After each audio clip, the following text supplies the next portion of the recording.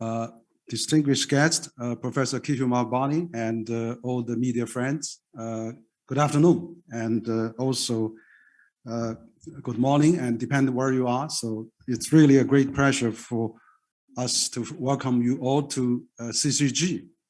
So we also had our partner from Springer Nature, and so we have Dr. Lee here at the presence. We're also online. We have both two very also senior managers, William Ansher and also Andy Chantley, both editing manager and managing director, editorial director and managing director of Springer Nature. So welcome you all. And so today actually is really a great occasion for us to hold this roundtable around this launching event of this book, The Asian 21st Century. So as we all know that we are just getting into the year of 2022, and also we are very pleased that we're having this roundtable this afternoon to talk about Asia, and also we have actually the Asia this year, starting from January 1st, we have the largest free trade agreement, RCEP, as being effective January 1st of this year. So actually, today we're having here to really have this launching event for the new book, series of new book, The Asian 21st Century, by Professor, well-known, distinguished international scholar Kishore Mahbubani. So the Asian 21st Century is the second book of the China and Globalization series, which has been conceived in partnership with Springer Nature.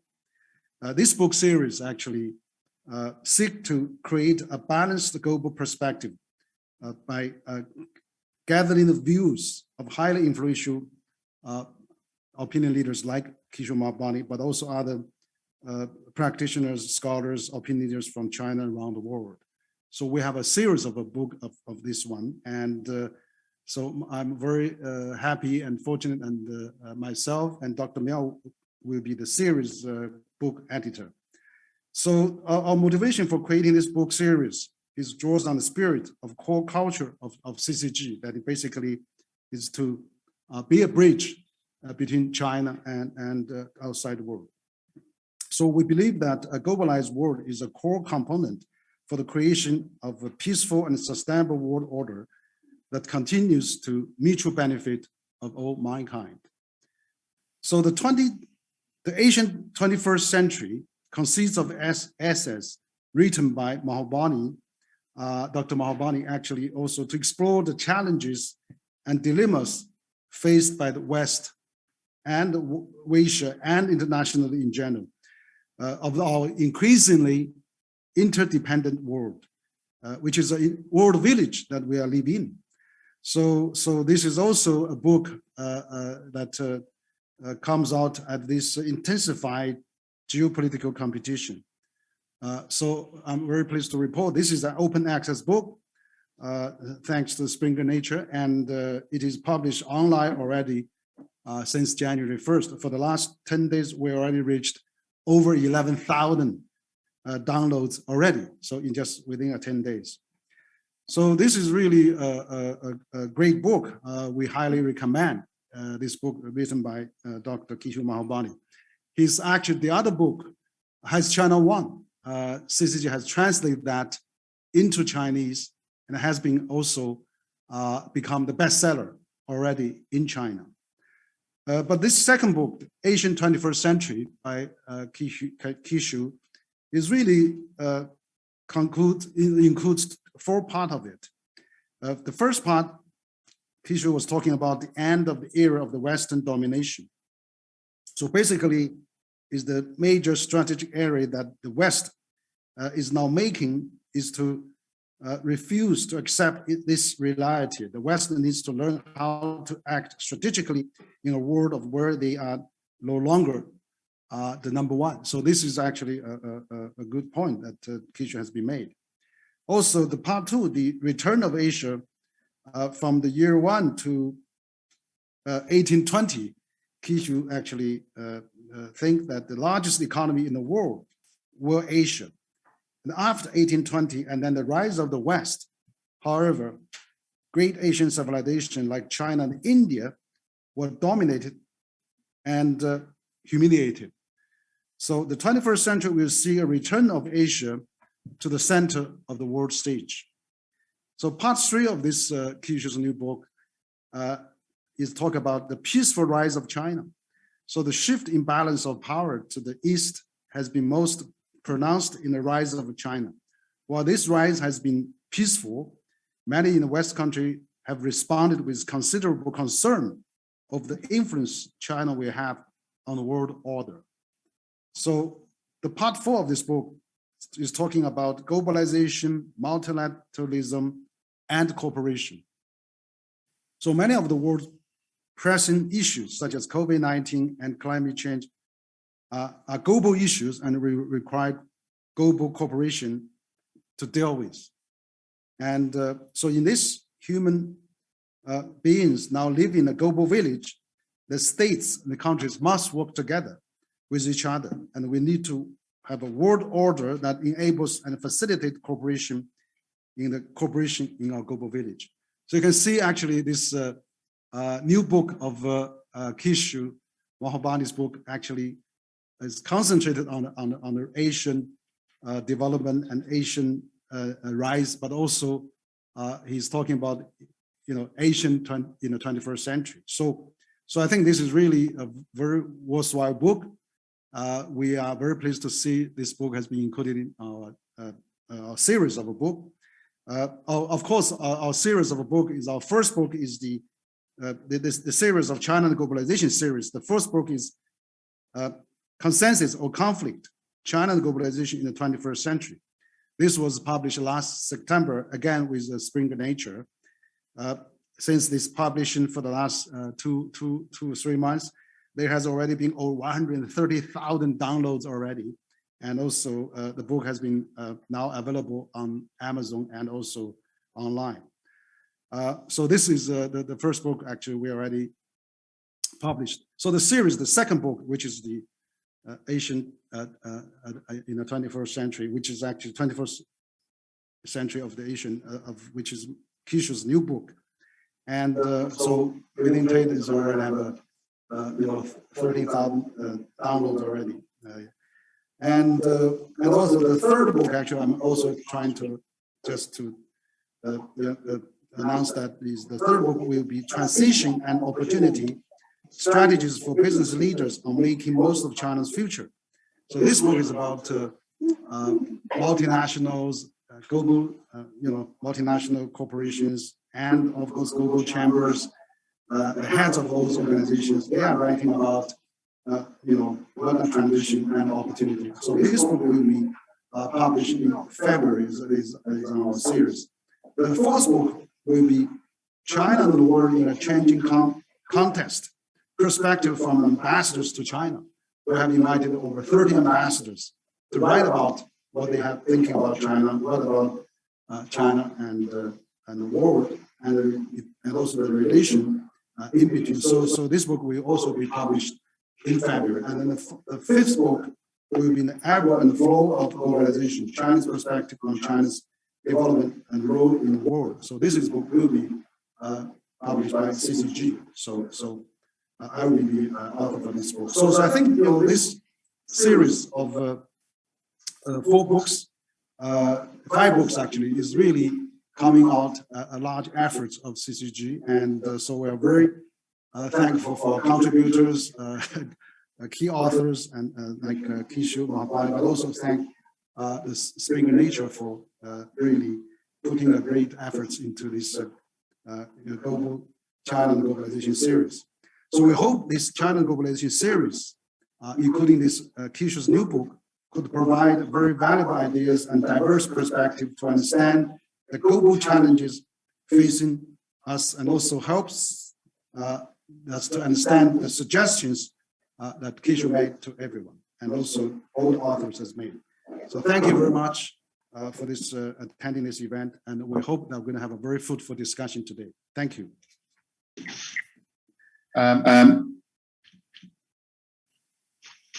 Very pleased to be here. President Wang, Professor Kishore Mahbubani, series editor, distinguished panel, friends from the China and Globalization, and colleagues. I'm very happy to be from Singapore and to be here. The publisher alongside to start the anticipation session, announcing what will show Springer Nature's highlight title. Professor Kishore seminal essay titled The 18th Century in the China and Globalization, part of a significant collaboration between China and Globalization and Springer Nature. It is also a privilege to speak here for reason, among countless others. First, publishing Prof. We did it. Congratulations, everyone. It's a first nature. Prof. Kishore is Singapore's best national voice, and we at Springer are proud to assist that voice again around the world. Globally, as part of the social sciences program, each year we publish over 500 titles. But this one is rare and a great way to start 2020. Publishing this has been a significant milestone for us. Singapore is not things. Our progress in the world, openness and transparency, our innovation in robotic, biomedical and world-class in our systematic, inclusive multicultural building, and of course the world-class in it.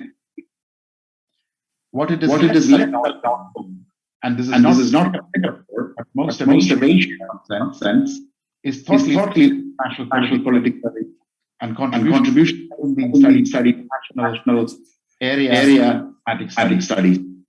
With one main the globally work of the Kishore Mahbubani. Along with the diplomatic years and founding the School of Public, the seminal essay 1998, Can Asian was the first definition by an Asian scholar truly present that would shape the world is evolving in the century. It showed us, as do the essay collection, how Professor Kishore has been a tireless student and a driver of politics and policy, setting the agenda date in everything that is in international politics. Sometimes his views are debated and challenged, but the fact that prescriptive and absolute times central facts. As an ode to ideas and influence policy across diversity, Prof. Kishore also had a professorship recently named at the Yong Lu School of Medicine at National University of Singapore. The second reason is deeply personal. In 1990, as a grad student, my supervisor at Bajpai made reading Kishore Mahbubani absolutely the law during our graduate coursework. So I just did not have to read him, but I had to learn him. Although I did not study in international relations, we were deeply influenced by the clarity of thought and vision that characterizes Kishore's writing, which Kanti often urged to model our own studying global problems. I will leave the distinguished experts in the panel with clearer views and discussion of how seminal this collection is from the discipline's perspective. But I can't help asking myself the question, why do we choose to live with paradoxes Prof. Kishore highlights that currently characterize international politics? Is it to an extent influenced by a triumph of empiricism and the advent and progress of rational choice theories on mainstream international relations and their failure to set the debate in the correct context? Or is the cause the premature announcement of the victory of liberal democracy and institutionalism, which was then disrupted by regional wars and aggrandizing political behavior? The topical spread and coverage of Prof. Kishore's essays is truly breathtaking and essential. From American mission and perceived exceptionalism, regional order, to Chinese thought, India, Japan, to climate change and the pandemic. He grapples with every big question of our time, prods our curiosity, and also gives emphatic answers to some of those questions, and prescribes what we need to make course correction. And that is the essential Mahbubani. He provokes and he teaches. And that is why this selection from the Center for China and Globalization is one of the finest we are privileged to offer in our program. Thank you. And thank you, Anil. Thank you for your wonderful speech. And without the support from Springer Nature Singapore, we couldn't make happen the book release today. Thank you so much. And this book is downloaded for over 14,000 times within 10 days after being published online. Let us hear Lina Li from Springer Nature, China region, to share more about the publishing story.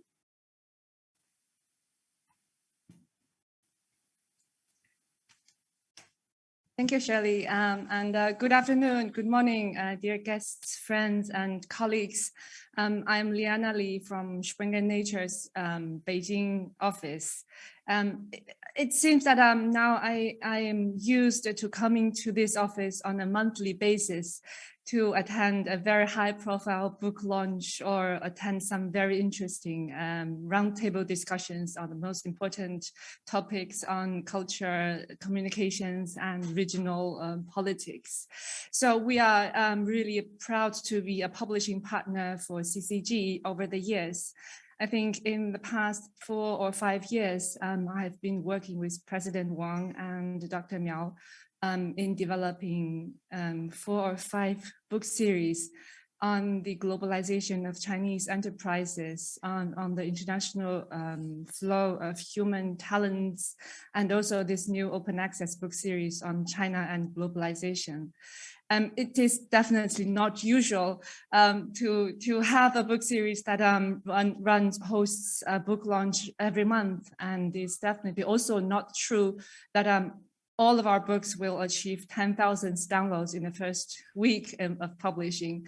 So we're grateful for this huge success of the book series China and Globalization due to the hard work and entrepreneurship of the CCG teams, and also the fascinating and excellent authors, contributors of all the published titles, as well as all the forthcoming titles. I have been working for Springer Nature for 10 years now out of the Beijing office, and we have been managing an increasingly interesting, fascinating, and attractive book series. I work in the area of social science and humanities publishing, where used to be a weak point where Asia publishes into, and the voice from Asia, from China, are less heard before than now. I think it is more true for social science and humanities, where the most interesting research output comes from the societies, the area where the most impactful or meaningful changes are happening. So that's where China and Asia now, we're undergoing some fundamental changes. The global societies are going through some fundamental changes, and now the focus is here in our home region or home countries. And we're very excited and grateful to be part of these historical moments and to contribute our parts, our efforts in publishing these interesting and valuable books and bring them to the global audience and for wider audience to better understand what's happening here and what's the impact of the future of these changes. I am not an expert in the research area, and we have a lot of experts here today, so I don't want to take too much of your time, and I really look forward to listening to the wonderful, fascinating discussions to follow. Thank you all again for your attentions. Thank you, Dr. Li. Thank you so much for your wonderful introduction. And Also, thank you for your support to CCG Publishing Center. And now is time for our roundtable session. Please permit me to give the time to Dr. Miao Li and our distinguished guest. I hope with Dr. Miao and our guest, you will explore deeply into the book, The Asia 21st Century. Besides, I noticed Professor Mahbubani is online. Thank you, Shirley. Hello, Professor Mahbubani. How are you? Yeah, Happy New Year. I see you. We can see you at our meeting room, and are you also online? You know, you have a new title, not just the author of the Asia 21st Century new book. You are the muse of Asian century, described by Foreign Policy magazine. So you are the muse. We are waiting for a muse just now. Happy New Year. So right now, we are so thrilled to host a seminar featuring the new book, The Asian 21st Century, and the roundtable discussion amongst a group of senior academic experts on regional and global issues. So just now, Shirley already introduced our discussants. And of course, one discussant is our distinguished author, Professor Kishore Mahbubani. You can say hi to all of you, Professor. Can you? Later we can, listen to your opinions. So firstly, I would like to kick off our discussion by some questions and renew our new book. Today, Asia's GDP ranked #1 among the world's 7 continents, and 4 of the world's top 10 economies are Asian countries. The unprecedented largest FTA RCEP has come into effect the first day of this year. The 21st century has been described as the Asian century. It is not hard to see the increasing influence of the East Asian in economic, technological, manufacturing, and geopolitical spheres. How about discussants on the meeting? Do you see the prospects for coexistence of the centuries long leading West and the returned and rejuvenated East? Will that breed new competitions or even something more serious? In the new book, Professor Kishore Mahbubani brings up the idea of the end of the era of Western dominance of the world history. What are your ideas on this point? Has the West lost? And the world has great expectation for President Biden on rebuilding West-East relationship. It has been a year since President Biden took the office. How do you evaluate his China policies and the Asian policies? For the East Asia as a whole, Professor Kishore Mahbubani has warned in this book of the gripping expansion of the NATO, and Asia should say no to NATO. Is Asia strong enough to say no to NATO? How do countries in this region say no to that? For 4 years, China has been focusing on economic development and the improvement of governance and maintaining peaceful coexistence with other countries. But some still criticize China as a threat. How can we persuade the world and the West to believe that China's rise is peaceful and China means a great opportunity? How will the China-US geopolitical competition be going? Is the war unavoidable? What will be the future of Asia, RCEP or Quad? International institutions and organizations have been weakened, as Professor Kishore Mahbubani described in this book. Considering the challenges facing us, such as COVID-19 and its crush, geopolitical power shift, climate change, and the wealth gap, how can we adapt the world order to make it catch up with the world? So I would like to kick off with those questions.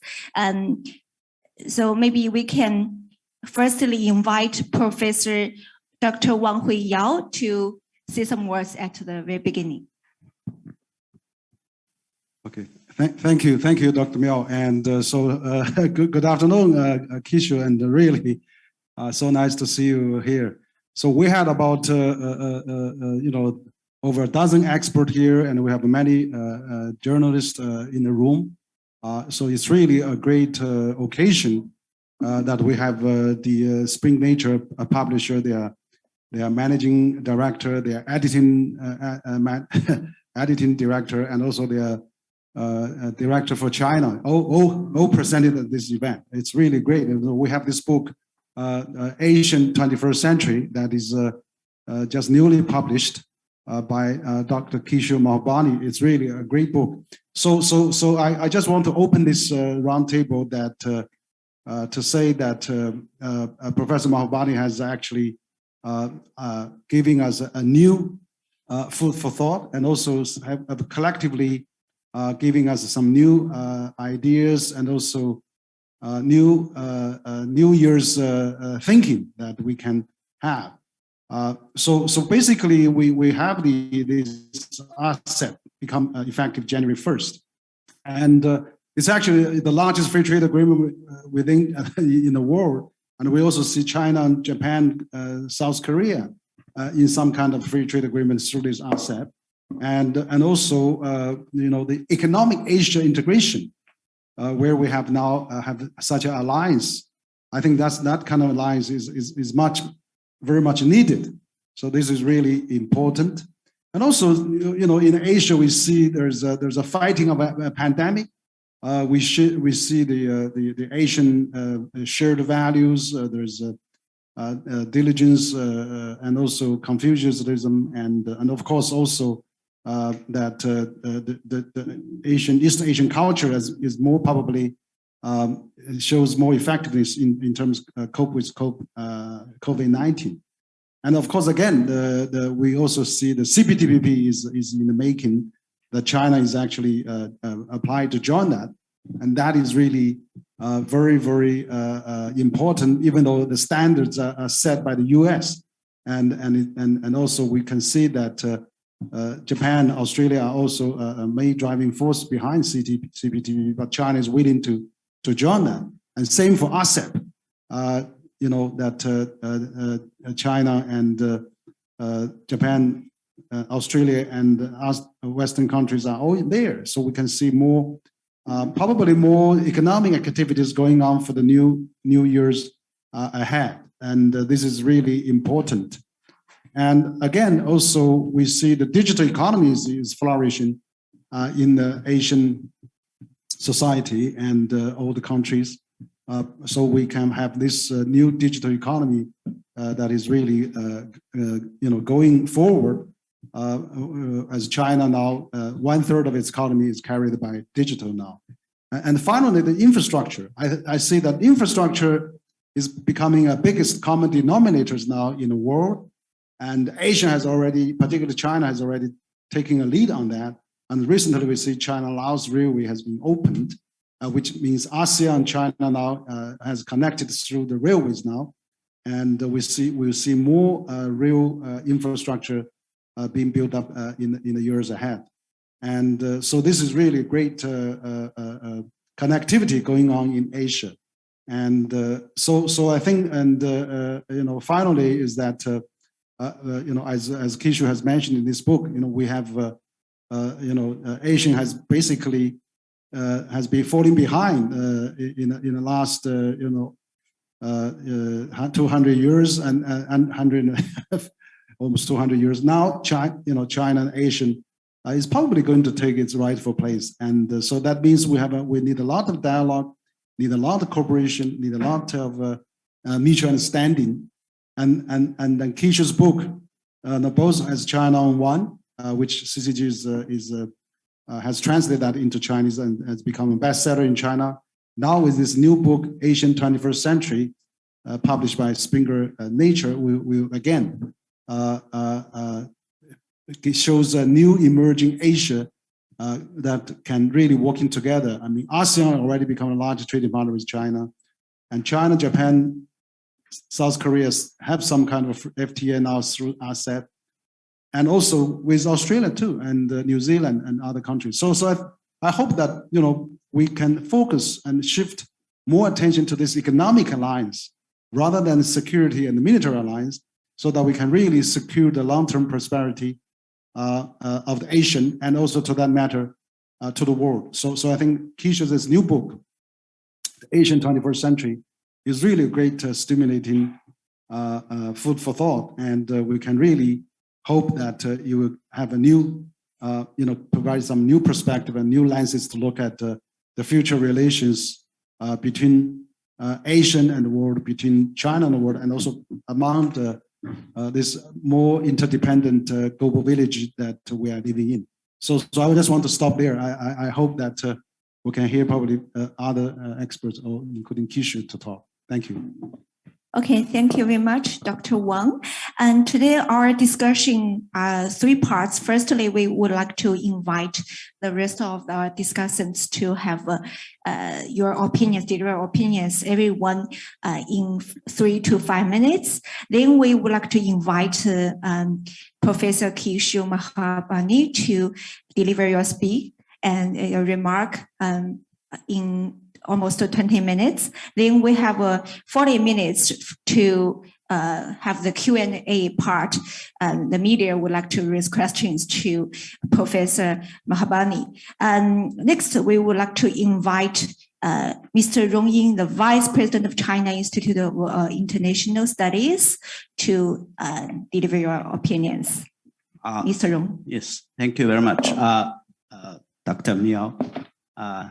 At the outset, I would like to take this opportunity to thank CCG for inviting me to attend this book launching ceremony.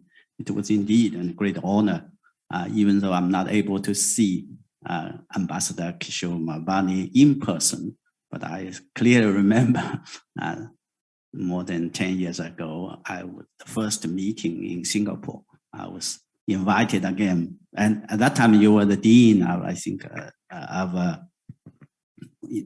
Dean Kishore Mahbubani. So you always served as, I guess, for students or scholars of China as a guru, advising and leading us, by sharing your perspectives about the regional and global development. So thank you for that. And also, I think, certainly I would thank the publisher, Springer Nature, for your generosity. I know good quality books costs a lot, and I think by making it an open access available to all the students and scholars, particularly such a high quality book, it is something really big. Thank you for that. The book is very heavy and rich.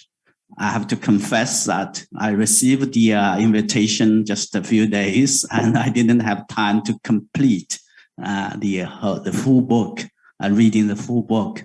But as always, I really picked up the most important ideas, and also the part that interests me the most, the China and the India, particularly the India relations. So in China and India relations. So my sort of comments were largely focusing on that part. Talking about Asia, talking about the rise of Asia, Asian century, of course, naturally one would remind the remarks or the vision provided by Deng Xiaoping in December 1988, when he met with Prime Minister Rajiv Gandhi. I think we all remember he said that without the development of China and India, there will be no talk or no Asian century. I think that vision in retrospect has not only helped the two largest countries in Asia, living in close adjacency with a long history of civilization, to find a way to manage and stabilize the relationship in the years to come. We're talking about more than 30 years. And that vision also, for me, have encouraged or give us the sort of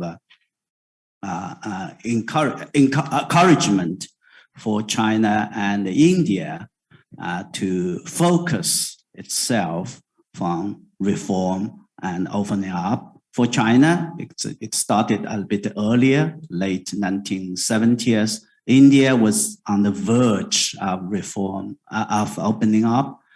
And so I thought that it is very much relevant and certainly topical today to talk about the coming or the Asian century.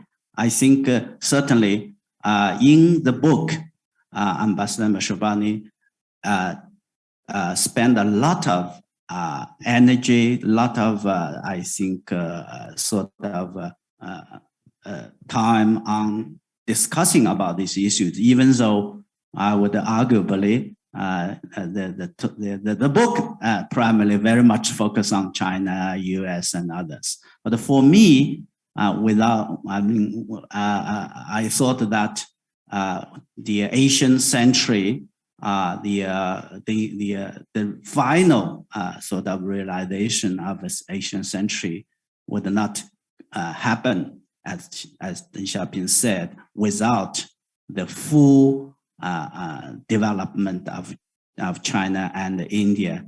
And it would also be a big question mark if China and India are not able to find a way to stabilize, to develop a relationship that would help impact the final realization of this Asian century.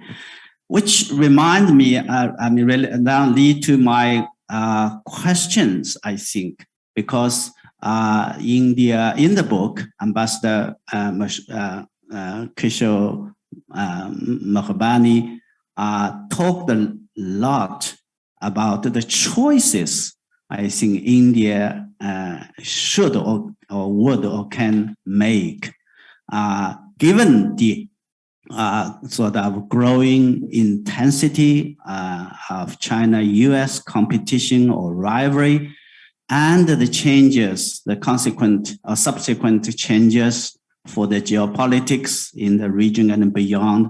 I think the Ambassador Kishore Mahbubani argued that India is now in a relatively favorable positions, and there are many choices can make. Of course, as always, it's argued every choice has costs and benefits.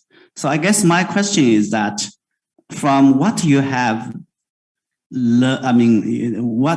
from your perspective, particularly in the context of what happened in the past 2 years since the boundary disputes, and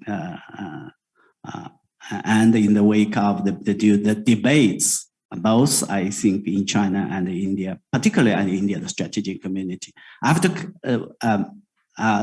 mention that the past years have seen a kind of a flourishing of books by Indian scholars, strategists, particularly the almost all the former Indian ambassador to China have written a book making contribution to that debate. So for you, that choices have been that choice. Do you think India has made that choice? So this is the question, the first question. The second question is related to that because we're in the context of talking about context of globalization, global governance issues, and the role China and India can play in this area. And again, I think State Councillor and Foreign Minister Wang Yi, I think in his interview at the end of last year, he talked about the coming of the Asian time of global governance. And I understand, of course, is referring to the question to the several important events. Indonesia is going to host the G20. Thailand is for APEC, and I understand India is going to take over the chair of G20 for 2023, I guess, if I remember. But of course, China is going to play the host for the BRICS. So in this regard, I think my question is of course, how do you think the Asian time of global governance would make a difference to the debate of the ongoing sort of globalization or deglobalization? I think I should stop here talking too much. Thank you very much for again. Thank you, Dr. Rong, for your comments and questions to our book and the author. Later, I think there will be a dialogue between our discussants and media with Professor Mahbubani. We have a lot of questions. We have a lot of comments. So later, next, we would like to invite Mr. Su Hao, Professor and the Founding Director of the Center for Strategic and Peace Studies, China Foreign Affairs University, also the CCG non-resident senior fellow. Floor is yours. Thank you, Dr. Miao. And it's my great pleasure to be here, to be invited to join in this great event regarding this kind of the great book launch. And the second, congratulations, Professor Mahbubani. You wrote this great book and provoked us to think more about not only the Asia in this new century, but also to all over the world to rethink about the new pattern of international society building. And I would like to make a quick comment and also the two questions to our distinguished Professor Mahbubani. Regarding your books, you talk quite a lot about the new century. That means the Asian 21st century, right? And I have a deep impression when I read your introduction in the books. You give the two words to define the Western behavior to manage the new century. You give it two failure. That means the Western societies or the world fails to aware that already is the end of Western dominance, right? And the second failure is the Western has the failures to see the Asian centuries coming to us, right? So that's a real problem in your books. You give alarms to the Westerners should be aware of this kind of two failures. Maybe personally, I would like to add one more failure. That means maybe the Western Academy fails to listen to your advice or even to your persuasion to watch out the rise of China, rise of India, or the rise of group emergence of the non-Western countries. So the reason why at the moment there's so many problems in this world.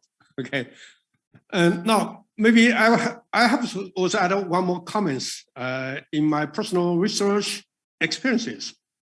So in my observation, I would say that at the moment, if you look around the world, so many problems in this world, not the rivalry between the major powers like China and the United States, so many conflicts in the world, Middle East, Africa, or even the Central Asia, just a few weeks ago, or around China in East Asia or the West Pacific. So what's the reasons, or we should look for some kind of logic to find or explain the reason why so many chaotic situations in this world. So in my personal observation, I would like to say that there's a kind of the entanglement between their power politics and the ideology politics. It's my own word. We know that power politics in the past 500 years, right?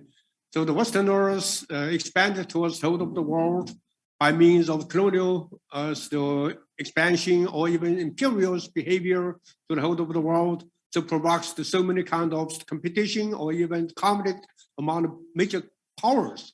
So that's the reason why we have there in World War I and World War II. So this is the first entanglement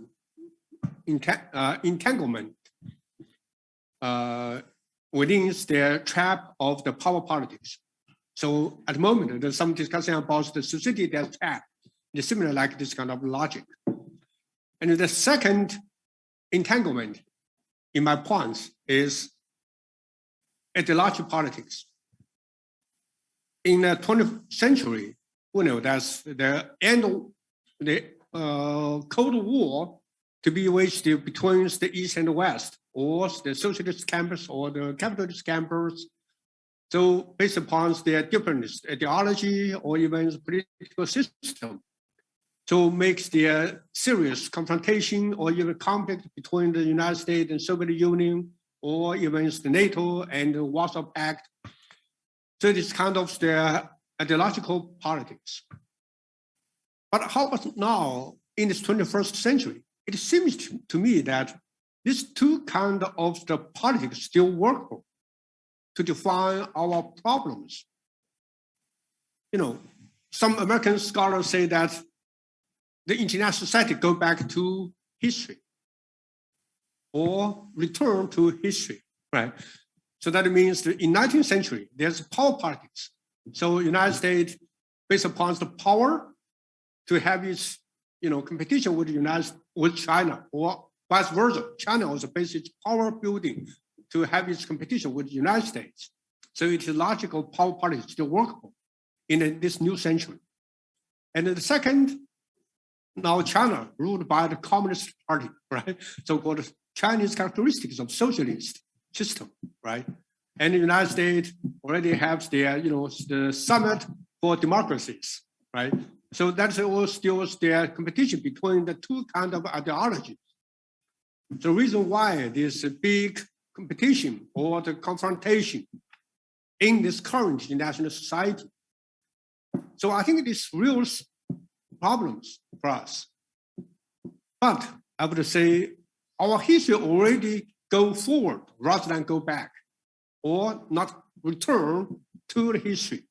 Our global society would move ahead of us beyond the end of history. So I think we should think something more beyond the traditional pattern of politics, power politics and the ideology politics. So we should think something more to figure out some kind of a new style of international politics. My own word is global politics rather than international politics, because international politics too much focus on the state-centric. But we should have the global-centric, right, rather than state-centric. So we should refigure out some kind of step, new style of politics. What's that? We should think about that, right? So it is my comment. And Professor Mahbubani, I have the two questions to you. The first, in your books, you stressed the importance of the return history, right? And but in the Western society, as I mentioned, that they also use the word, same word like this, return of history. That means history go back to 19th century or even 20th century. So makes once again, the major powers competition. Eventually that will be their society that's trapped, or even the non-inevitable conflict between the United States and China. So it is back history. But in your books, you're talking about the return of history is something else, rather than this kind of return of history in power politics, right? So I'm curious about your thinking or explanation about your word of return history. What's your implication or connotation of return history? My second question, in your books, the key word is the end of Western dominance, right? So that means now in this 21st century, we are the Asian century. So it seems to me that maybe something like the Asian civilization or the global pattern could be redominated by some other sphere rather than Western sphere. So that's what you mean, maybe it's the end of the Western dominance, or now we're talking about the coexistence. That means Eastern and West civilization, United States and China. So we kind of just discuss about the end of dominance. That means dominance already dead, on the Western side. But maybe personally, I would say maybe it could be somehow co-dominance or multiple dominance, including West and the East, China and the United States and other major countries. So I'm curious about your points. What do you mean of the end of Western dominance? Okay, thank you. Thank you so much. Thank you, Mr. Sun. Next, we would like to invite David Blair, former professor of economics and chairman of the economics department and Eisenhower School of National Defense University, Washington, D.C. Please, David.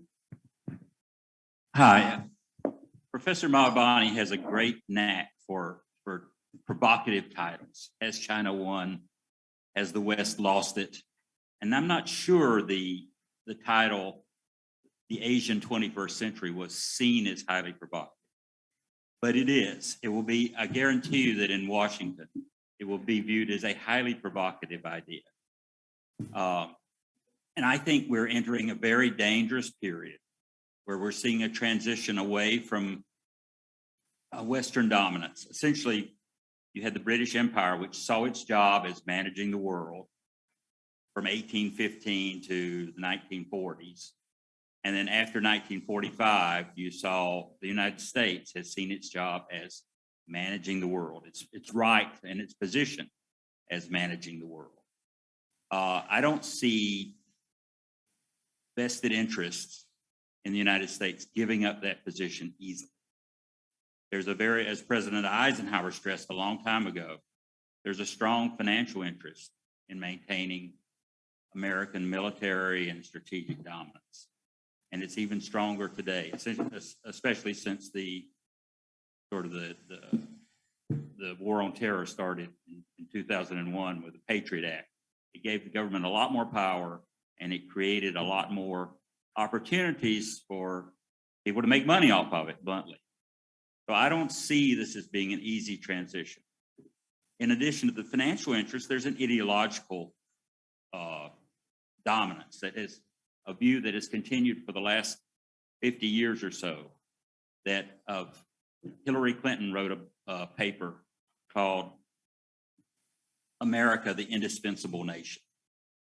That shows the position of a lot of strategists in the United States. And the idea that it's going to be an easy transition toward the United States no longer having dominance around the world is wrong. It's not going to be easy. I think it's made worse, this situation, the next decade is made worse by the fact that we're looking at a very troubled time in the United States itself. The economics are probably the worst I've seen in my lifetime. We're facing high inflation, probably higher inflation we've had, in my view, for the last 25 years, we've had very irresponsible monetary and fiscal policy, which is likely leading to another financial crisis, maybe worse than 2008, who knows? But this is a possibility. And politicians like to blame foreigners rather than blame their own decisions. And I think that's going to cause trouble. Economists sort of fundamentally grow up in school with a positive sum view of the world. If you get richer, well, that helps me get richer and we mutually benefit. That is not the view of typical strategists. The typical strategist is, if you become more powerful, that's a threat to me, and I've got to stop it. And the military industrial intelligence strategists are very much in control of the government in Washington. And that's not going to change, I don't think. So I think we're facing a difficult decade. And what we really need to think about is how to stop the inevitable crises from turning into a great catastrophe. That's really the job of everybody over the next decade, is not letting things get out of control, managing this transition. I mean, I think in the long term, the best interest of the American people is sort of a North America, maybe North Atlantic centered focus economically and strategically. But going away from the current global view that our role is global dominance is going to be difficult for people to give up. So that's not very encouraging, but I think it's what we're looking at for the next 10 years. Okay, thank you, Dr. David Blair. Next, we would like to invite Michael Pars, Professor, School of Economics and Management of Tsinghua University. Yeah, Michael, the floor is yours. Thank you. Thank you very much. I'd like to begin by just thanking the organizers, CCG, for inviting me to this today's roundtable with such distinguished fellow panelists. It's really very, very good to be here, and I'm sure that my brain will be extremely stimulated by the discussion.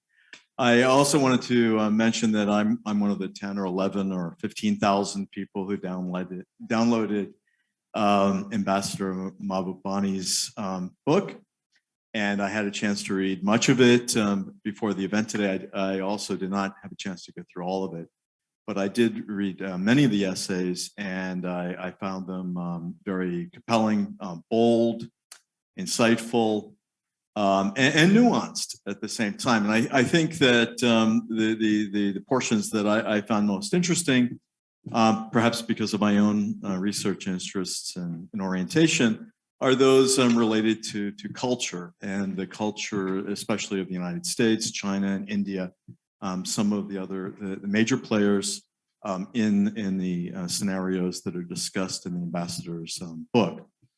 One of the things that I wanted to, that got me thinking about the role of culture a bit. And one of the things I wanted to bring up today is that we, as researchers, professors, analysts, commentators, and so forth, are essentially, in some sense, reductionists. We take very, very chaotic, confusing reality, and we try to simplify it. We try to develop models to explain how things are going. Essentially, we're looking for patterns, and then we try to document those patterns and describe and ultimately perhaps predict. And that's what people, my own training is in statistics, so that's what we do in statistics, but we usually have lots and lots of data, or we wish we did. And then, of course, in the world of finance and economics, which is what I study, we try to have extensive data. We don't always have what we want, but we try to. And then people run the data through computers, through regression models, and they come out with forecasts. Well, in some areas, such as some global affairs, it's more difficult. The various items of study are not easily quantified. And so my own thinking in approaching these matters, as I have living here in China over the past few years, and especially considering the China-United States relationship, is that much of what goes on has to do with fundamental differences in culture, and also the changes in culture that are taking places in the different countries. So, for example, rather than trying to describe the relationship between China and the United States in terms of a Thucydides trap, or trying to analyze China's economic development in terms of something like the middle income trap, or the Belt and Road Initiative in terms of the debt trap, where we see these patterns, but they're often based on very scanty data, and there is intuition, but there is not that much to go on. There are good counter arguments that can be applied. I tend to think that maybe a more robust, a better predictor of what is likely to happen in the future, the constraints on the various countries, what is pushing them in certain directions and pulling them in others, come more from what's going on internally than from patterns that we might observe with very small sample sets among the countries in the world. So, and that's what intrigued me. There are many comments in the ambassador's book along these lines about the different societies involved, and especially I was intrigued by India because I know much less about India than I do about China and the United States. So if taking this sort of approach, I first, would think about the United States and what is the United States national identity? What is the national myth or the national story of the United States? And I jotted down a few words rather than reading it out in some paragraph form. New world, freedom, democracy, checks and balances, frontier, work ethic, ingenuity, melting pot, social mobility, and of course, more recently, superpower. And this is the language that I was brought up with, and I imagine David also was brought up with similar ideas in the United States. But this is undergoing change. This national story has been under attack. It's been chipped away over the past 50 or 60 years without really a replacement. So the story that's there is sort of still there. It's just kind of degrading without rejuvenation. And what we see is now, a few years ago with the election of President Trump, we see a reaction to that. People saying, well, the story was fine. Why did you mess with it? Now we've got to reassert ourselves. And that can be very disturbing. Then I was thinking, alternatively, what about China? And some of the words I jotted down for China are ancient civilization. And of course, I'm saying these in English, and these are my I'm not a fluent speaker of Chinese. Ancient civilization, the new China, socialism with Chinese characteristics, mutual assistance, economic reform and opening up, common prosperity, respect for other systems or peaceful coexistence. I think that these are all, part of the national story of China at the moment. And if I were to identify a real fundamental difference, it may not be so much in terms of the words of the story, but in the fact that China is reaping the benefit of a very clearly enunciated and updated story, which comes from the continuity and economic success of its system of government. Whereas the United States story has suffered as a result of the adversarial system in its political house. And one could turn to India, and again, I'm much less informed about that, but I know that there have been changes in the national story of India as well. Looking back from 1947, the Tryst with Destiny speech of Prime Minister Nehru, to today the Hinduness principle, which is embraced by Prime Minister Modi and his supporters. There has been a change there as well. And how is that changing? Actually, looking at India, it seems to me, superficially at least, that maybe that story is actually being rewritten, whereas in the United States, people don't like the old story, but they're not rewriting it in any way. So all three of these countries have a very different situation. And I think that plays a major role in what they're able to do, what they want to do, what, for example, the United States will do with respect to China and trying to control China.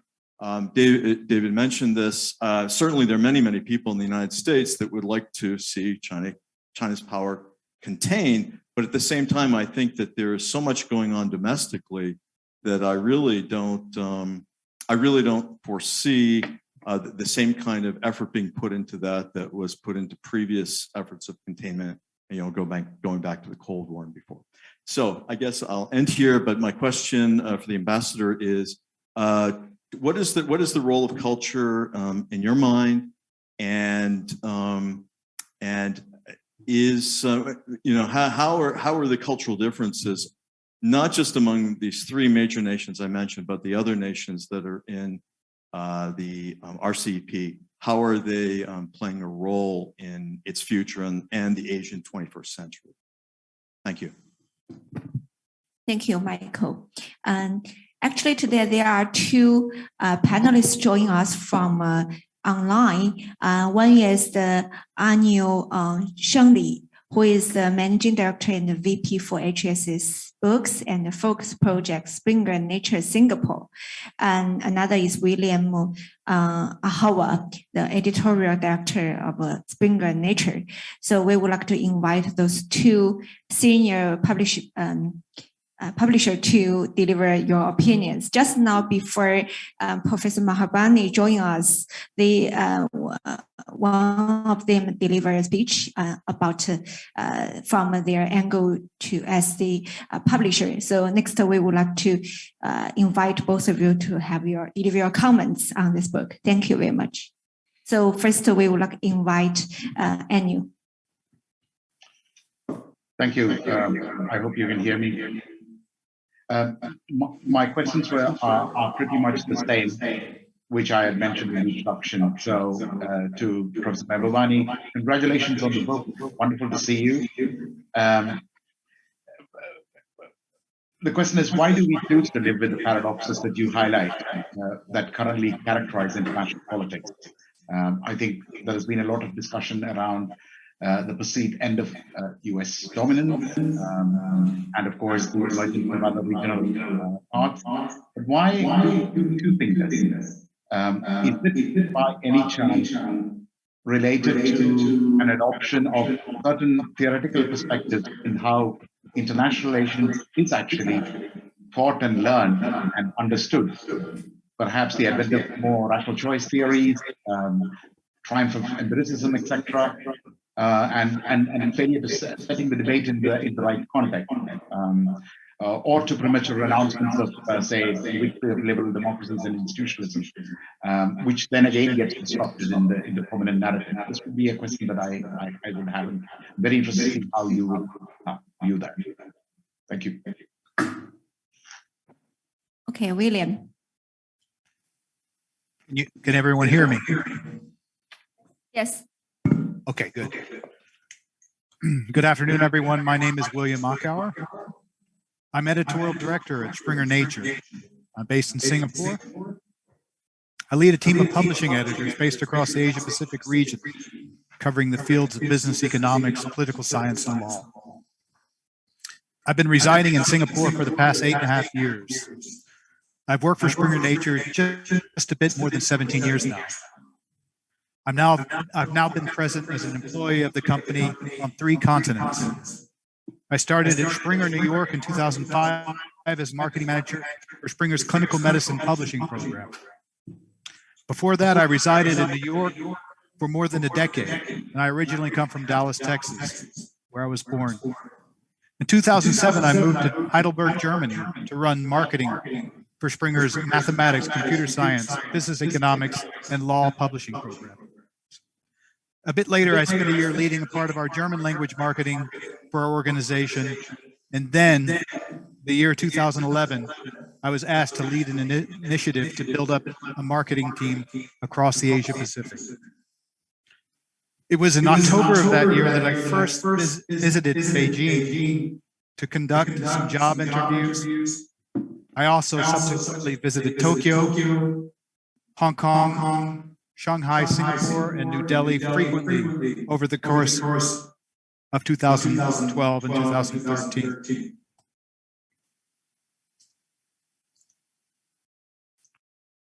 Can everyone still hear me now? Yes, we can hear you. Yeah. While I enjoyed the life in Germany, working for such a reputable scholarly publishing organization, it would soon become clear to me that I personally wanted to relocate to Asia. I got the chance to do that in the autumn of 2013, and I would soon become a publishing editor for Business and Economics, and I would be based in Singapore. At the time, I covered the Southeast Asian region, as well as South Korea. My work as a publishing editor afforded me the opportunity to get back into moving conversations with Asian scholars about books and journal proposals, and to experience the dreams and ambitions the new Asian century was creating for those scholars. A couple of years later, I was given the opportunity to lead a team across Asia Pacific, based publishing editors in China, Japan, Southeast Asia, and Australia.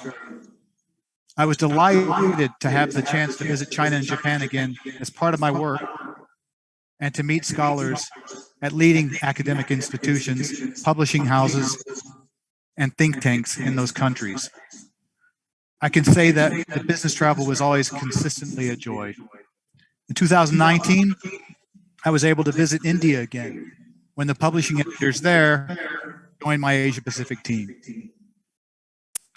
I'd now like to pivot my talk a bit to Ambassador Kishore Mahbubani's new book, The Asian 21st Century.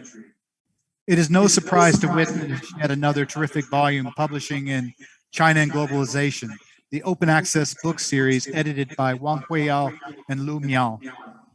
Ambassador Mahbubani presents in his authored volume a 360-degree feedback of the global status quo in international relations. In several essays, at the start, he analyzes a variety of aspects about the end of Western global domination, followed by a selection of chapters dedicated to the Asian rebirth that include insightful contributions on ASEAN and India. A section on the peaceful rise of China follows from there, and the last part of the book looks at globalization, multilateralism, and cooperation. After reading several chapters in the book, viewing various interviews with Ambassador Mahbubani, as well as his moving TED Talk, How the West Can Adapt to a Rising Asia, I feel I've learned new aspects about international relations, as well as solid and wise advice for various players on the global stage. One very central piece of critical thought about the end of Western domination in the world that struck me is the problem of plutocracy in the US. Ambassador Mahbubani lays out the case for this so clearly in the context of the, quote, sea of despair, unquote, or the bottom 50% of Americans whose average incomes have declined over the past 3 decades in contrast to other developed and developing nations. This sea of despair was the result of resentment towards perceived elites, whether they were on the left or the right wing of American politics. And we all know now that somebody decided to take advantage of that situation. In the context of government for the 1% by the 1%, I don't know the recipe for the restoration of American democracy, but plutocracy has presented a major challenge, especially as America continues to be in decline. I personally think it's going to take even more than US voting rights legislation and the restoration of the acceptance of free and fair US elections to save American democracy. Moving towards the discussion of ASEAN, Ambassador Mahbubani often speaks about this geographical space as the most diverse region on the planet that is, thankfully, a largely peaceful place. He also mentions that ASEAN, as well as India, might feature as effective intermediaries in the geopolitical competition between China and the US. He stresses that ASEAN, in its peaceful development, prefers a China-US relationship that is positive and collaborative. Without positive collaboration between the world's biggest superpowers, battling the menace of climate change becomes virtually impossible, or at least it is under a massive challenge without that cooperation. It is a theme that is quite central to Wang Huiyao's and Alistair McKee's edited volume, Consensus or Conflict, China and Globalization in the 21st Century, that was launched at CCG in Beijing last September. In his writings and interviews, Ambassador Mahbubani often stresses that superpowers in decline by default don't want to give up their status and will, by nature, try to maintain their power and influence. This has been the case throughout the world history. In his TED Talk from April 2019, he spoke about the end of the Cold War and the reaction to it by the Western powers. Bringing into context the famous article by Francis Fukuyama, The End of History, he stated that the West naively thought they didn't have to change. Liberal democracy to them had simply prevailed. Fast forward more than 3 decades later, we all know this is not the case. And we need to do a lot more to advance multilateralism to sustain our interconnected, prosperous, and peaceful global village. Thank you. Okay, thank you very much, William. And next, we would like to invite Professor Xu Xiujun, Deputy Director of International Political Economy Division at the Institute of World Economics and Politics, Chinese Academy of Social Sciences, CAS, also the CCG Non-Resident Senior Fellow. Professor Xu. Thank you, Dr. Miao. Thanks, CCG, for inviting me to attend this very important book launch. And it's my great honor. Ambassador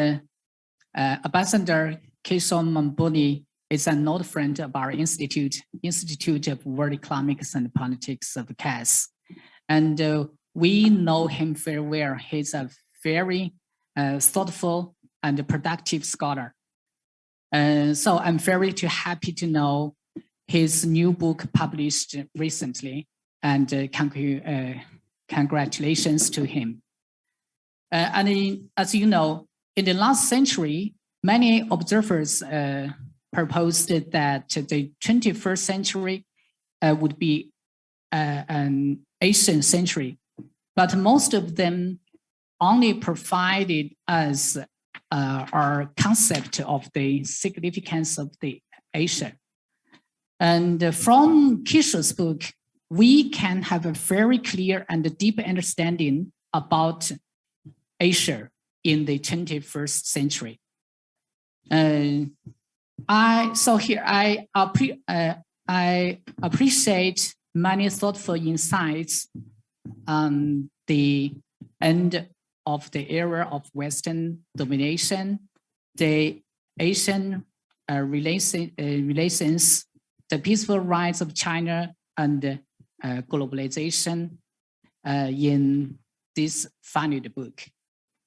Comparing to many other books with the same theme, I think this book at least has 3 main characteristics.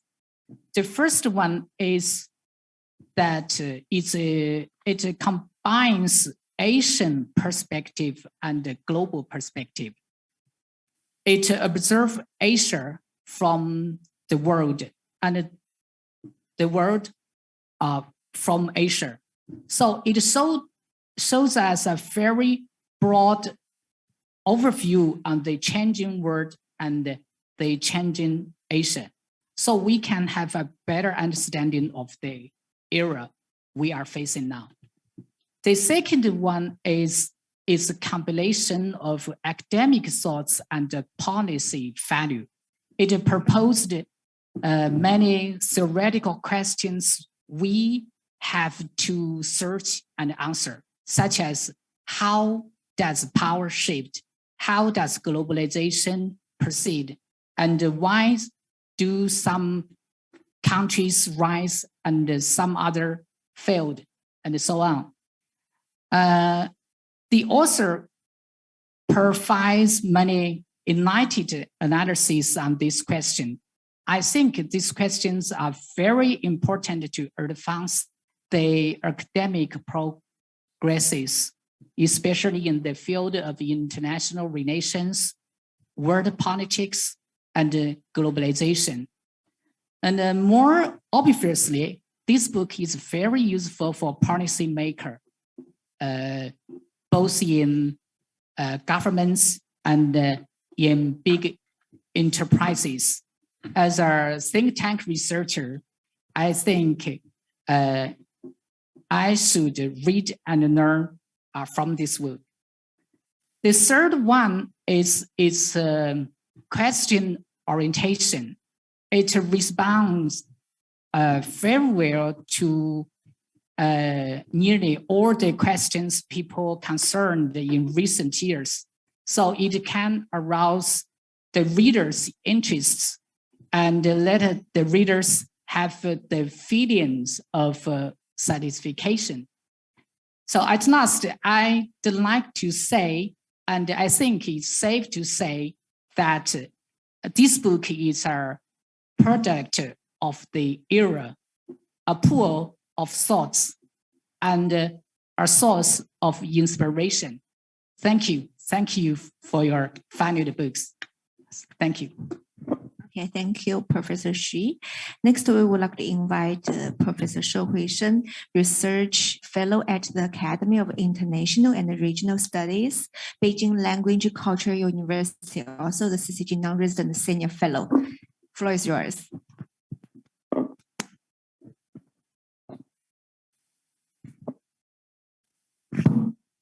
Okay. Thank you very much. Thanks CCG for inviting me here. And it's great pleasure to discuss with so many distinguished experts here. And also quite honored to have a discussion about Ambassador Mahbubani's new book. And I want to have 3 points to discuss, and also those are 3 questions I raised to hope Professor Mahbubani to have your comments. The first is about, because the keywords today we talk about, one is about the launch of RCEP as something significant for this year. And the second is obviously the title of your new book, Asia's 21st Century. So my first point is about the importance of the RCEP. And many people said that this event is epic, believing that 2022 is the beginning of the realignment of the Asian economic order. I don't think it's exaggerating, but for me, the most interesting part of this agreement is not really about the lowering the tariffs or the increasing the flow of goods in the region. But what's really truly magnificent is the breakthrough of the regional integration among the 3 powers in the region: China, Japan, and Korea. And we know that these 3 countries, let's put it this way, in the post-war era, I mean, since 1945, what's interesting is, very interesting phenomenon is that East Asia has been the most economically vibrant region in the world, but at the same time, in terms of the regional integration, the institutionalization of regional integration, such as the trade agreement and the political and the economic cooperation, and East Asia actually is the weakest compared to most other regions. So this is, for me, it's quite a paradoxical phenomenon.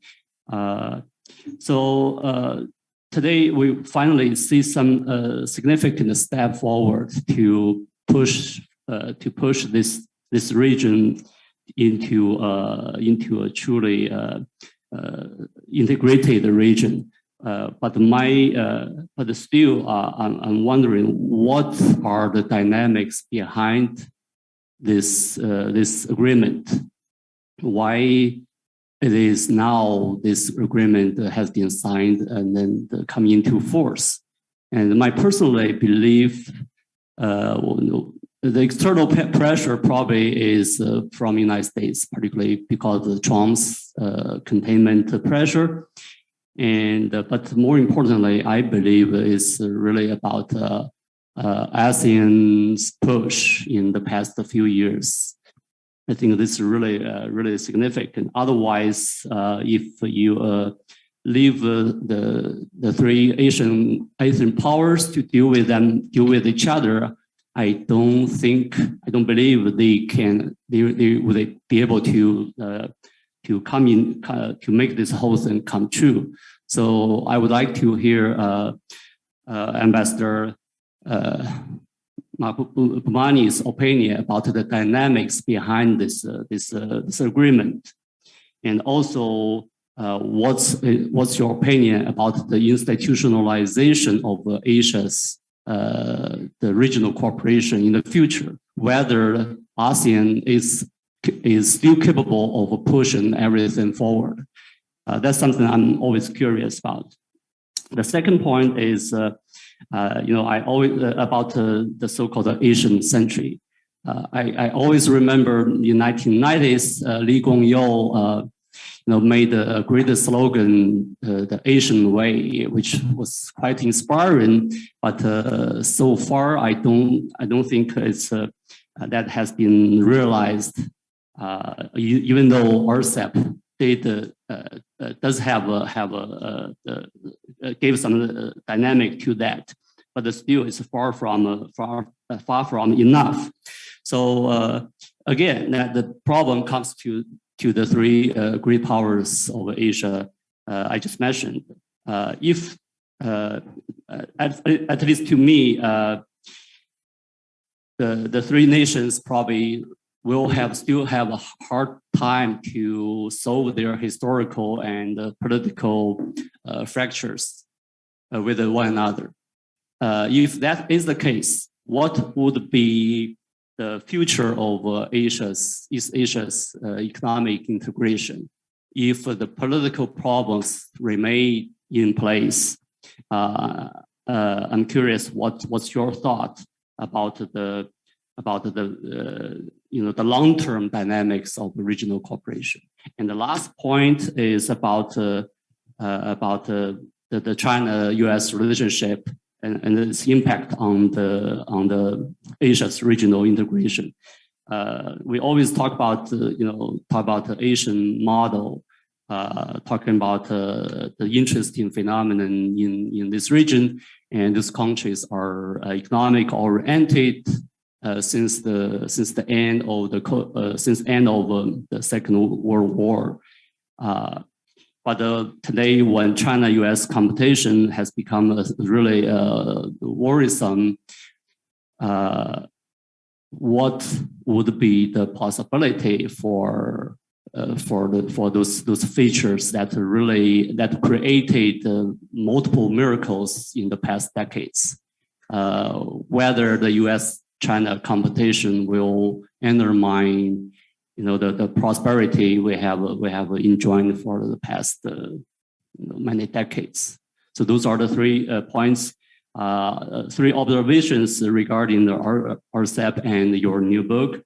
I would like to hear your response. Thank you very much, Doctor. Thank you, Professor Shou, for your 3 comments, 3 points, how to institutionalize the Asian cooperation and the integration. Later, I think Professor Mahbubani will give you his response.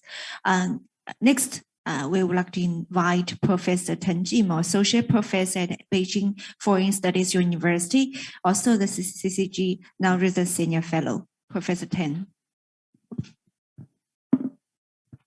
Right. Thank you very much for inviting me over to attend this very high-profile book launch event. Professor Kishore Mahbubani used to be a good friend and perhaps is a good friend because I met him twice in Beijing and in Shanghai, respectively, on separate occasions for different events. And so first off, congratulations, Kishore, for this great book. And I'm already recommending the book to my students in China and also around the world in America. And I hope that they will pick up the book on the Amazon, and perhaps they can download for free, right? In this particular case. Once again, thank you very much. Congratulations. And while I was reading the first few chapters, I'm almost awestruck by some of the great remarks and also arguments you have made. And particularly when you talk about this very America with closed minds, and that very shocking discovery that these closed minds are actually the liberals, the liberal minds in the American intellectual scenes. And that remark actually reminded me one book I used to teach by Alan Bloom, Professor Alan Bloom of Yale University, and also he taught at the Chicago University. And in this very book, as the title suggests, it's all about the closing of the American mind. So the closing of the American mind can be traced way back to the 1980s. The book came out in 1987, and there are several chapters on the ignorance and also the very backlash against the Renaissance, against the great European, American classics. And so in a sense, I think your book and your argument echoed this very particular thesis in Professor Alan Bloom's book. And so I consider your book not just a book by a former professor, but a book by a thinker. I think you are a thinker. You are now the frontline fighter in this great mental wars in between perhaps Asia and other parts, and perhaps this very formerly dominant European civilization. And so I congratulate you in these great discoveries. For example, the three failures you outlined in this very book, and also your debunking of all these false and perhaps fallacies that has been prevailing over the past century.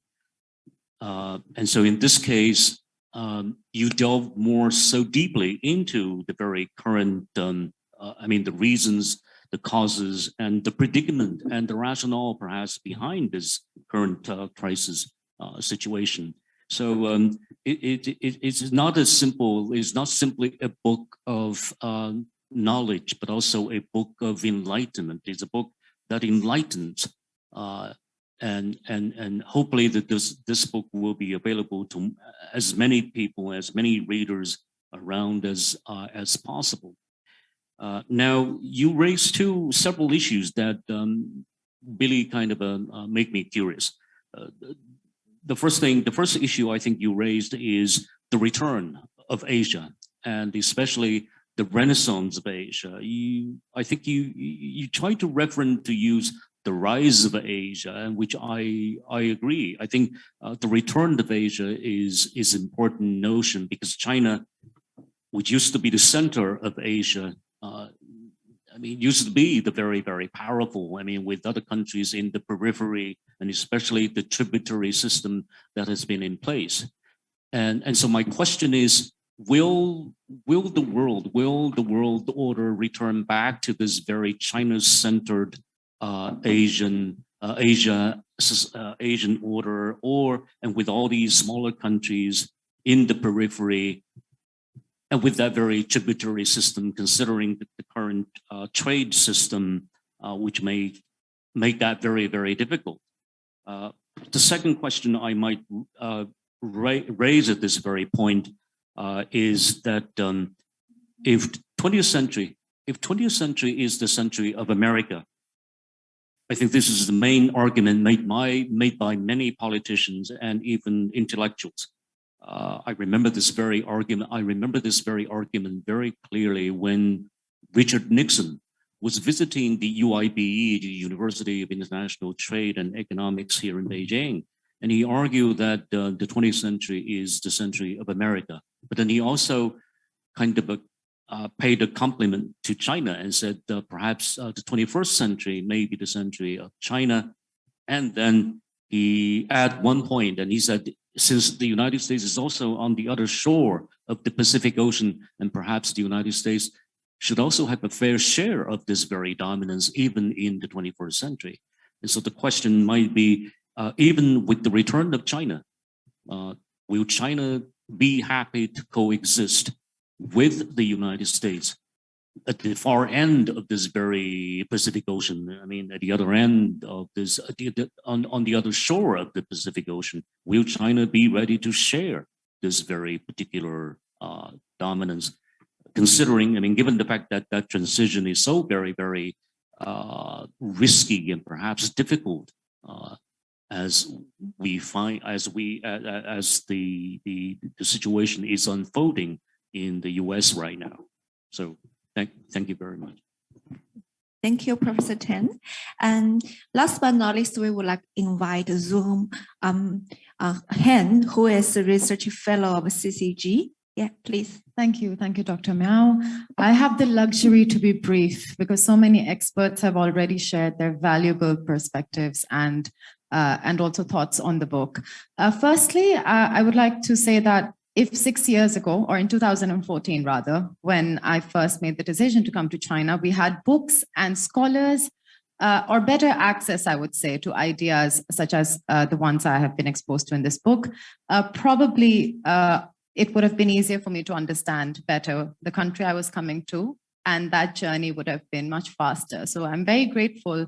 And I think people in parts of the world that are looking for what is the Chinese perspective, what is China's history, how is it playing a role, and what can the future look like, it becomes easier to envision such a future and also make sense of the present when we have ideas like the ones discussed in this book.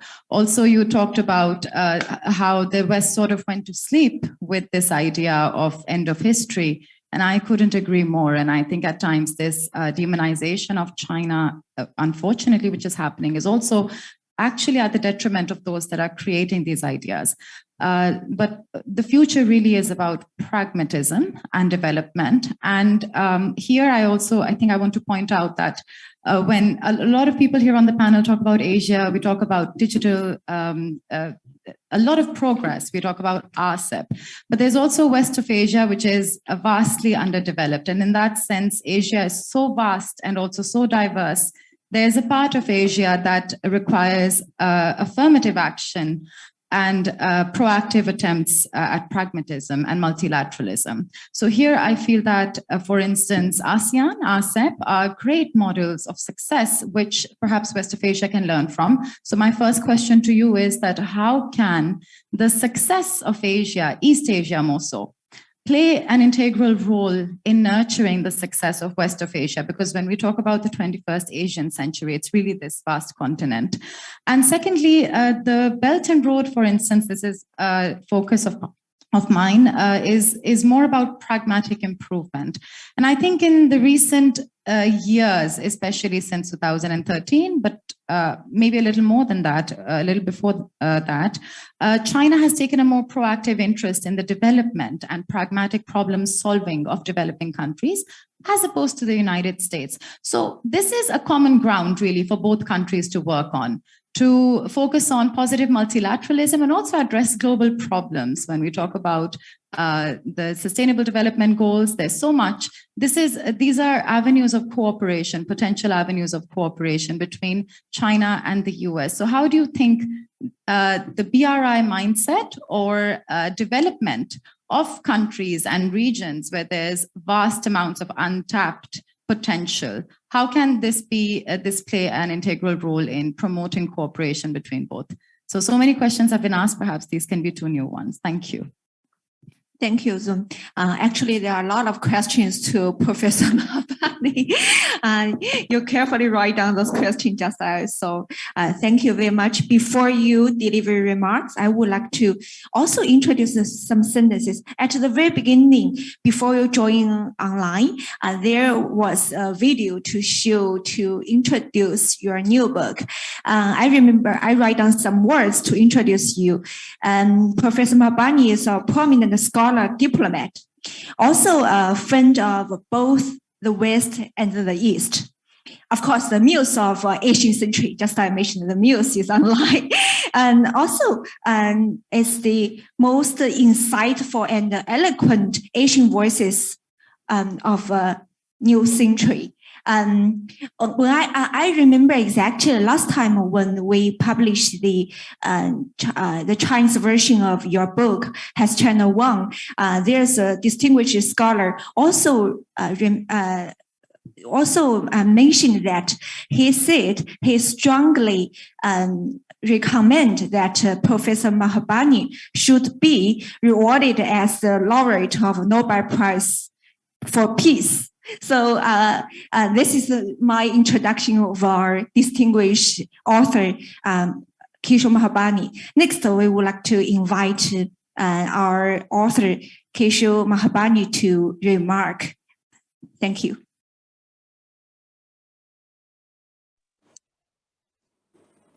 Good afternoon. I hope you can all hear me. I'm very happy to join you all. I'm sorry about the echo. I hope despite the echo, you can hear what I'm saying. First of all, let me thank Henry Kuan and the Center for China and Globalization for launching this book, and frankly, for providing all the support. And I also want to thank CCG for this wonderful event. I mean, there's been the sheer fact that this book has generated so many thoughtful comments shows that it has been a valuable book. Just this session alone. And I'm sorry I cannot respond fully to all the comments because I know we want to finish at 5 o'clock. And I will try to finish my remarks in 10 minutes or less. But I want to give a structure for my remarks. And I'll use the Marxist or the Hegelian framework. Thesis, antithesis, synthesis. So what is the thesis? The thesis is that the world of today, the small interdependent world we have today, was created by the West. The West generated globalization, both in the colonial era and in the post-colonial era. And as we know, the West was the strongest promoters of globalization because they thought they would be the number one beneficiary. They were the most successful society, and the world economy opens, they'll benefit. And that's so we must thank the West for gifting globalization to the world. But then there's an antithesis. The antithesis is that the same countries that used to promote globalization have become disillusioned with globalization. And in Europe, there's a reluctance to open up economies.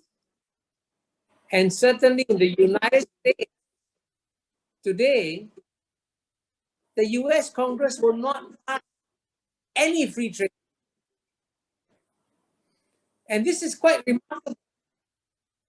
The West used to promote free trade. Now the West is frightened of free trade. That's the antithesis. So then we come to the synthesis.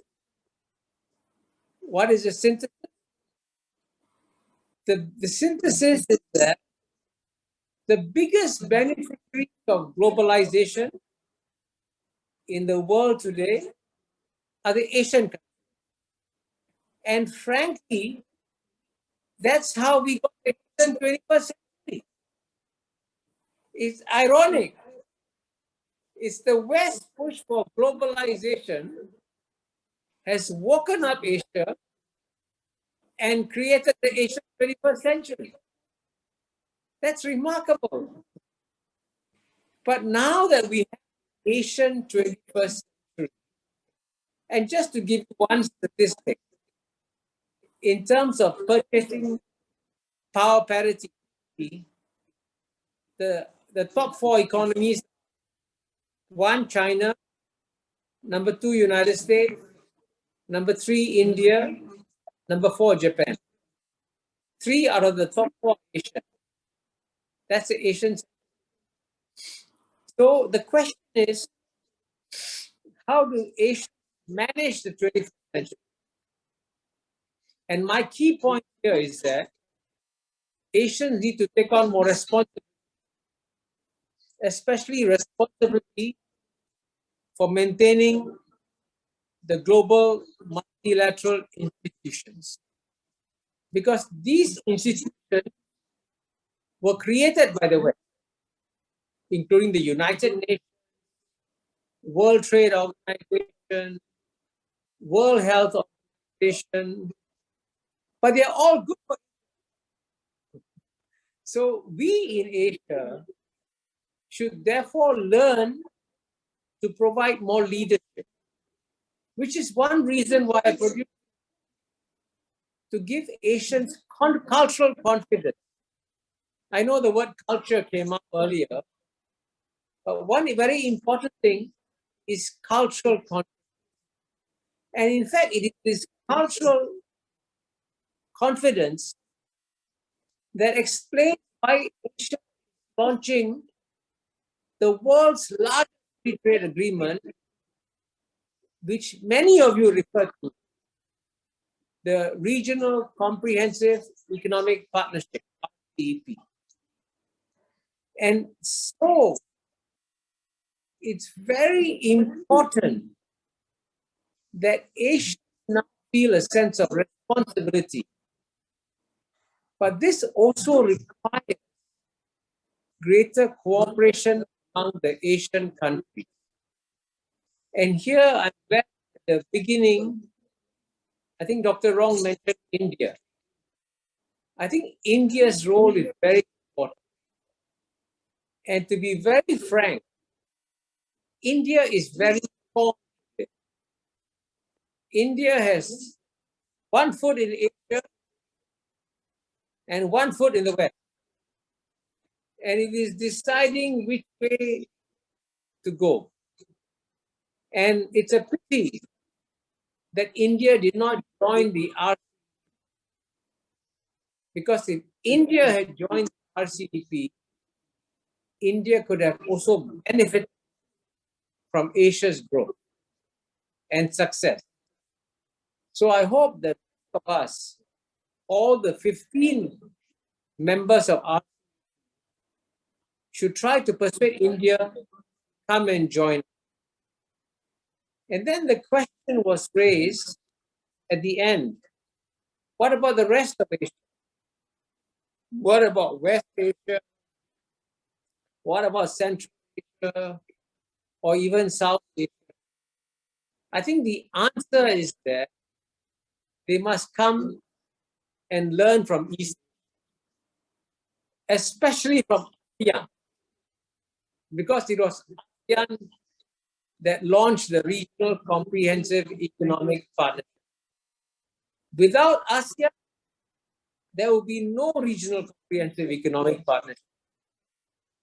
Because, as you know, in Northeast Asia, there's a lot of suspicion among China, Japan, Korea. You cannot negotiate a free trade agreement among these countries. But because ASEAN proposed it, China accepted it, Japan accepted it, South Korea accepted it, and that's the big boost to global economic growth that ASEAN did. So clearly, ASEAN must be regarded as a key player in East Asia. And this is where, when we talk to the rest of Asia about the 21st Asian century, we should also mention ASEAN. It's very important. So I hope that I give some answer to the many questions you have raised. And I also hope that with all the questions that you have all raised, people will see why you need such a book. And I hope that this book will serve as a guide to the Asian 21st century. Thank you very much.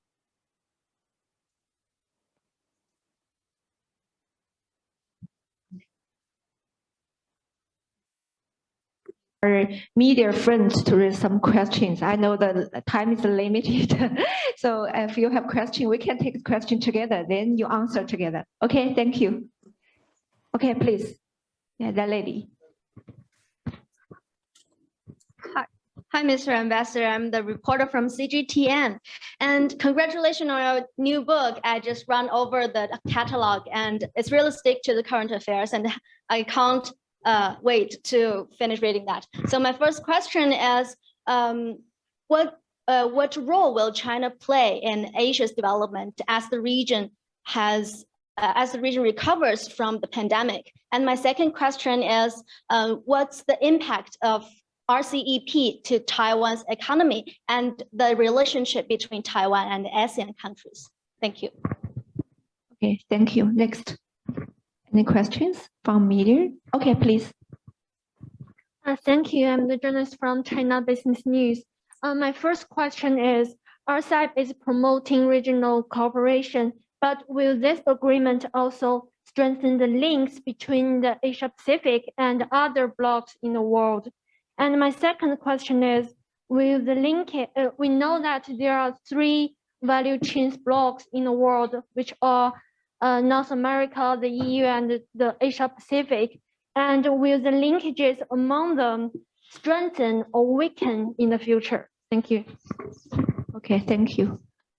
Are there any questions? Okay, please, yeah.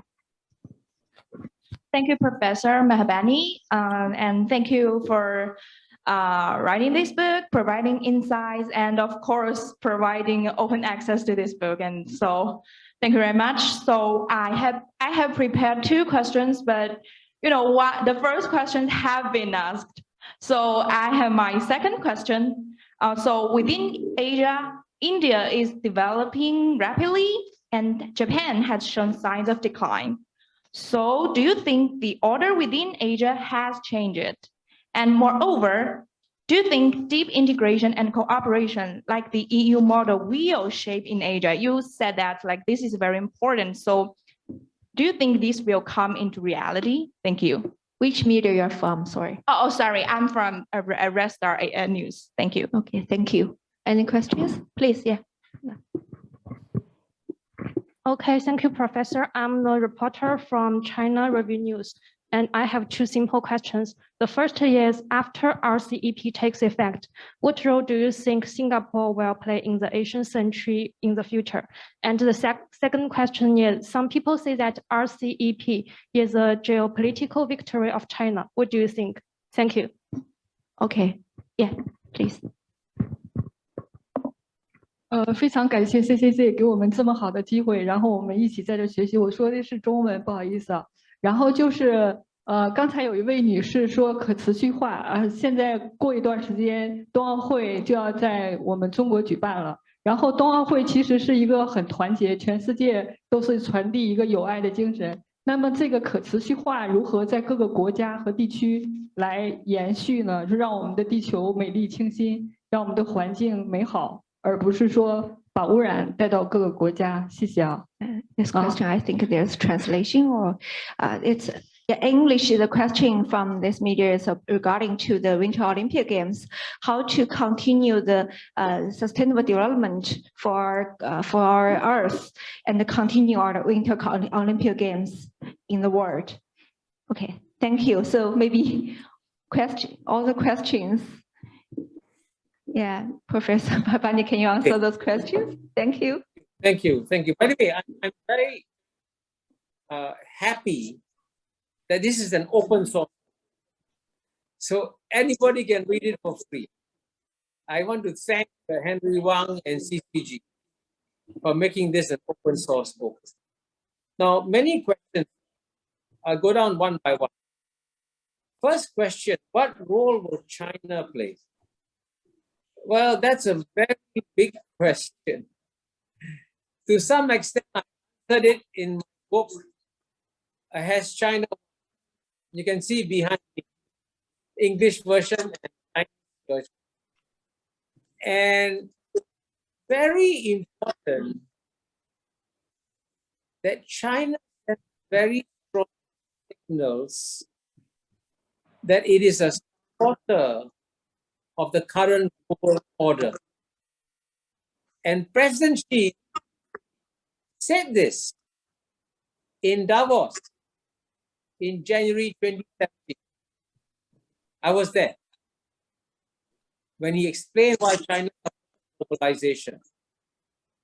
So therefore, that message must be repeated, because many in the West think that when China becomes number one, it will overturn the order. I don't think it will overturn the order. I think China will keep the current. We have to change here and there, but the fundamental order, we don't need to change. So that's the first big message China can send. And of course, RCEP is a very important way in which China can help. Because China will provide the greatest amount of growth within RCEP. Now, the second was about the. I answered the question about Taiwan, because the Taiwan has just applied, and not to RCEP, to CPTPP. So that's a very different, and we have to wait what happens. Now, on the three blocks, North America, EU, Asia, it's very important that we persuade Europe to be a kind of a middle between North America and East Asia. Because Europe benefits a lot from East Asia's growth. And Europeans believe in multilateral. I mean, Americans, unfortunately, have been more unilateral. Europeans have been multilateral. So Asia and Europe should work together to promote multilateralism. Now, the third question is about India and Japan. Is Japan in decline? I don't think so. Japan will remain a successful society. But Japan is now, to be honest, a very frightened country. We must reduce the level of fear in Japan. We must explain to Japan that it was Japan that started the Asian country by being the first Asian country. So Japan has contributed to the Asian century. But Japan must have confidence in its fellow Asians. As you know, Japan, like India, is torn between the Asia and the West, and it's moved closer to the West. It must move Japan closer back to Asia. Now, the fourth question was about RCEP and Singapore. Singapore will contribute, but Singapore is a very small country. Much more important than Singapore is ASEAN. And ASEAN can provide leadership of the region. And RCEP was not a geopolitical victory by China. It's a geopolitical victory by ASEAN, because ASEAN, and we must explain to the world how important ASEAN is. And finally, on the question of sustainability, that's a very important subject. If Asian countries are not part of the solution, they become part of the problem. So it's very important that all Asians must contribute to fighting climate change. But here, going back to my very first point about how the West started globalization, the West also launched the Industrial Revolution. And a lot of the global warming is also happening because of the Western Industrial Revolution. Cumulatively, United States has contributed 25% to global emissions, Europe 22%, China 13%, India 3%. So why are you asking China and India to do more?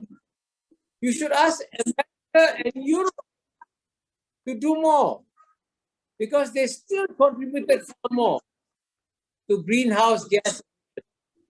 So the Asian countries must speak up and tell the Western countries, you must take your share of responsibility also.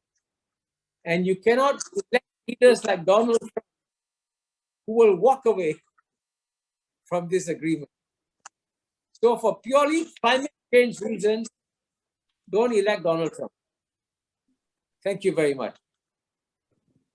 Okay, thank you. Thank you so much for your great remarks, Professor Mahbubani. And we know the time is actually, we should finish at 5 o'clock, but right now it's 5:10. And as a conclusion, we would like to invite Professor Wang Huiyao, the president of the Center for China and Globalization, to say some words. Okay, thank you, Dr. Miao, and thank Professor Kishore Mahbubani and all our senior experts today, and also our media friends. I mean, this is really, I think, a fascinating discussion, and it has really touched a new, very important topic, and also Asian 21st century we discussed at the beginning of 2022, and so this is really important that we all give it a very hard thought, because this is also the effectiveness of RCEP of this year. So I think the topic we have discussed among all the experts, particularly also here from Kishore Mahbubani, is the ambassador's advice. I think this is really great. Kishore is a great scholar, actually. A third eye, and also it's neither China nor the West, but you are in Asian, in Singapore, which is a very unique position to look at this Asian development, but also to the rest of the world. So I'm very much really appreciate that you're thinking in this area, but also to our other experts, and particularly also I'd like to thank our Spring Nature, that Mr. Annie Chandy, and also William Schosser and Dr. Li Yan for publishing such a book. And also I'm sure this book will have a much wider readership again, like our last book. So again, I think CCG wants to bridge the bridge, to bridge the West and East, but also China and outside world. That's what we call the Center for China and Globalization. But I think Professor Mahbubani has actually contributed significantly to the leading thought and to the leading ideas in our increasingly intensified geopolitical world. I think your wisdom, your thought, and your books will really serve as a a clear mind, recipe for all of us. So once again, we thank you for your continuous efforts. I know that you've been very busy. You've been traveling to the US, Europe in the last 2 months twice. And we just said that your China book has the bestseller has China One, as now widely selling in China. But we hope this Asian 21st century, again, we will also have a Chinese version also later on, and will be another bestseller. So once again, thank you, and also thank all our experts today. And we hope that we will continue the discussion. We want to thank our media, and also we have over 250,000 of online viewers and listeners as well throughout China and the world. So thank all of you. Thank you very much. We'll be ending today. Thank you. Okay. Thank Bye-bye. you very much. Yeah, thank you all the participants. We have a group photo later. Thank you. The muse of Asian century. Bye-bye. Yes, Professor Kishore Mahbubani and our guest online, please stay for a while and we can take a group photo together with all our guests. Okay.